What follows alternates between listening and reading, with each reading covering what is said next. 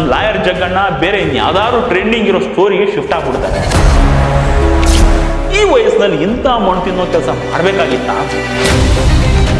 ಗೋಡೆ ಇಟ್ಕೊಂಡು ಬಂದು ಬಯಲಾಟ ಆಡ್ತಿದ್ದ ಭೀಮಂಗೂ ಸೌಜನ್ಯ ಕೇಸ್ಗೂ ಯಾವ ಸಂಬಂಧನೂ ಇಲ್ಲ.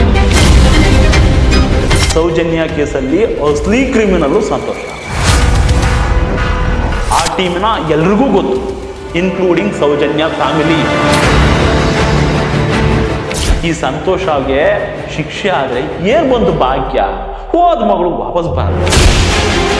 ಸಂತೋಷ ಮೇಲಿರೋ ಗುರಿನ ಆ ಕಡೆ ಶಿಫ್ಟ್ ಮಾಡೋಣ, ಅದು ಎಲ್ರಿಗೂ ಲಾಭ ತಂದ್ಕೊಡೋ ವಿಷಯ. ಪ್ರೈಮ್ ಸಾಕ್ಷಿಗಳು ರಿವರ್ಸ್ ಆಗ್ತವೆ, ಟಾರ್ಗೆಟ್ ಧರ್ಮಸ್ಥಳ ಫಿಕ್ಸ್ ಆಗುತ್ತೆ. ಹೋರಾಟ ಅಂತ ಹಾರಾಡ್ತಿದ್ದವ್ರು ಬಾಳು ಬಂಗಾರ ಆದ. ಸೌಜನ್ಯಗೆ ನ್ಯಾಯ ಸಿಗತ್ತಾ? ಖಂಡಿತ ಸಿಗಲ್ಲ.